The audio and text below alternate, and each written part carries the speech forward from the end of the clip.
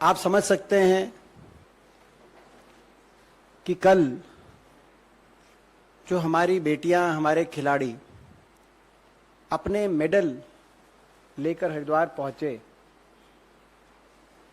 उनके दिलों में, उनके मन में कितना दुख होगा, कितनी टीस होगी। ये मेडल किसी भी खिलाड़ी के लिए उसकी प्राण के समान है। ये उसकी प्रतिभा, तप के प्रतीक हैं, उसके परिवार के त्याग के प्रतीक हैं, देश के गौरव का प्रतीक हैं। इन मेडल्स में उन खिलाड़ियों के अखाड़ों की मिट्टी की सुगंध आती है, उनकी पसीने की खुशबू इन मेडल्स में से आती। और इन मेडल्स को बहाना किसी भी खिलाड़ी के लिए अपने प्राण त्यागने से कम नहीं। ऐसा दुखद उनका सरकार, कैसी सरकार होगी जिसने उनको मजबूर कर दिया ये सोचने पे।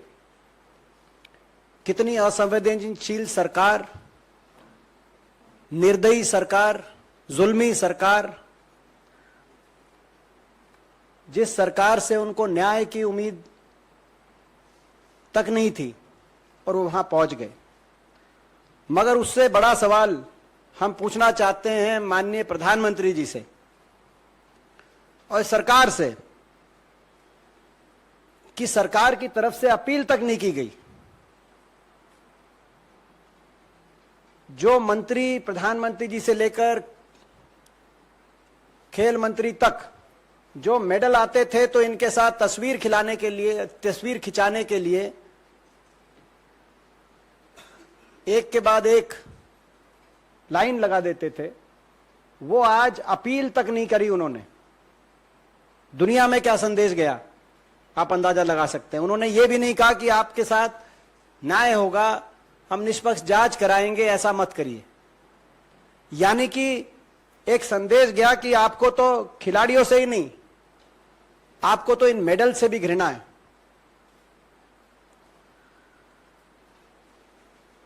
मैं पूछना चाहता हूं इस सरकार से, आप यूनिफॉर्म सिविल कोड की बात करते हैं, क्या वो यूनिफॉर्म सिविल कोड भाजपा के सांसदों और नेताओं पे लागू नहीं है या नहीं होगा? क्या उनके लिए अलग कानून है इस देश में, बाकी लोगों के लिए अलग कानून है? क्या कारण है कि सरकार एक ऐसे आरोपी को, जिसपे साथ साथ हमारी बेटियों ने इस तरह का ऐसे गंभीर आरोप लगे हों, पूरी सरकार भारतीय जनता पार्टी ऐसे आरोपी को बचाने के लिए अपनी पूरी मशीनरी झोंक रही हो? क्या कारण है कि यह केवल पहला उदाहरण भी नहीं है। भाजपा की इस तरह के चाल चलित चेहरे को हमने पहले भी देखा। हरियाणा के हमारे खेल मंत्री संदीप सिंह, उन पे इस तरह के आरोप लगे हुए हैं, लेकिन वो आज भी कैबिनेट में। और जब भी कभी कोई बात देश में इस तरह की आती है, हाथरस की बात हो, कठुआ की बात हो, हरियाणा में मंत्री संदीप सिंह पे लगे आरोपों की बात हो, या अभी बृजभूषण सांसद पे बात हो, क्यों एक पार्टी ऐसे आरोपियों को बचाने के लिए, का बचाव करने के लिए, एक राजनीतिक दल, नारा था इनका बेटी बचाओ बेटी पढ़ाओ, अब वो नारा खोखला सुनाई दे रहा है। और वो नारा अब लगता है कि नारे की परिभाषा अब हो गई है कि बेटी बचाओ और बेटी भाजपा के नेताओं से बचाओ। क्योंकि यदि अगर भाजपा के किसी नेता पे, पदाधिकारी पे गंभीर आरोप लगेंगे किसी बेटी के साथ कोई गलत हरकत करने के, तो सरकार उन बेटियों को न्याय नहीं दिलवाएगी, सरकार उन बेटियों की नहीं सुनेगी। जहां हम प्रश्न पूछ रहे हैं कि प्रधानमंत्री जी ने अपील तक क्यों नहीं करी, खेल मंत्री ने अपील तक क्यों नहीं करी, सरकार ने अपील तक क्यों नहीं करी। वहां दूसरा पहलू यह है कि जो आरोपी है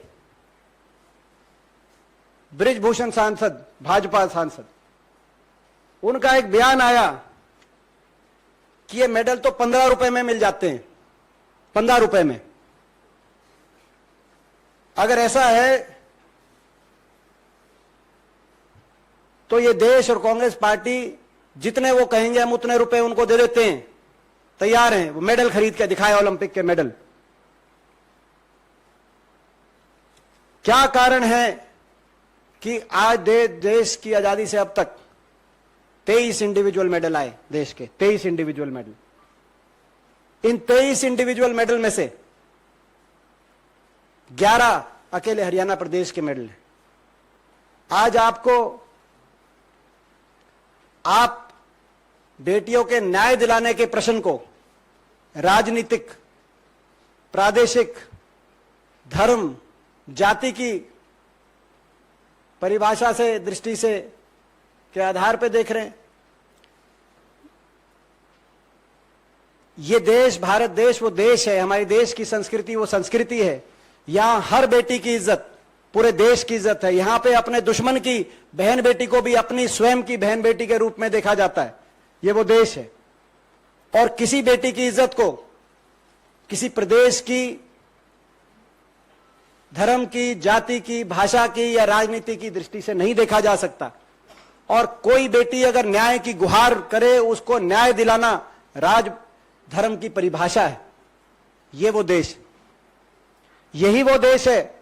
हम बीजेपी की सरकार को चेताना चाहते हैं, जहां पे नारी का, एक नारी के अपमान से महाभारत हुआ कुरुक्षेत्र में। आपने जब एक और संसद भवन का उद्घाटन हो रहा था, जिस तरीके से बेटियों को घसीट घसीट के दुनिया के सामने जो नजारा आपने दृश्य रखे, हम चेताना चाहते हैं आप देश की के धैर्य की परीक्षा और ना लें। दुखद है कि इस मामले को, जैसे मैंने कहा कि राजधर्म में बेटी की इज्जत सर्वोपरि है, लेकिन इस मामले को अलग अलग दृष्टि से देखा जा रहा है। आखिर हरियाणा से,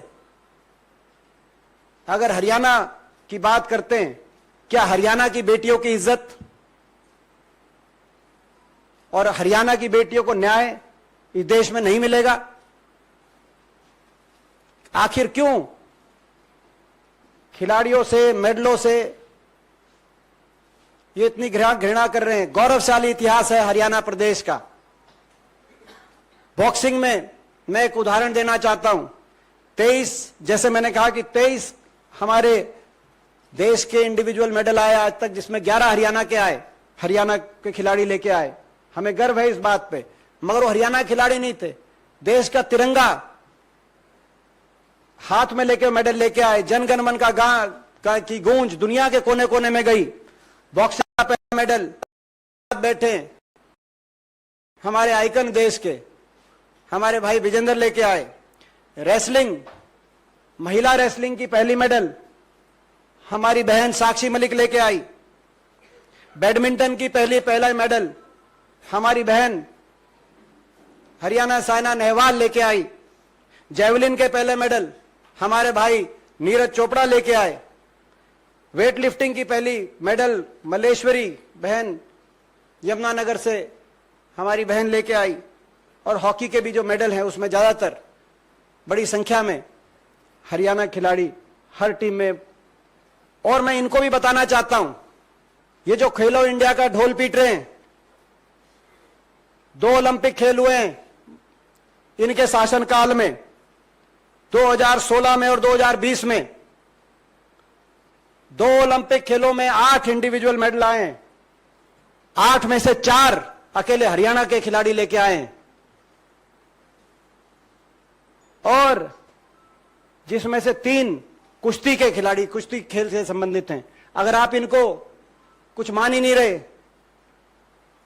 तो आपका तो खेलो इंडिया और जो आप मेडल्स के लिए ढोल बजा रहे हो,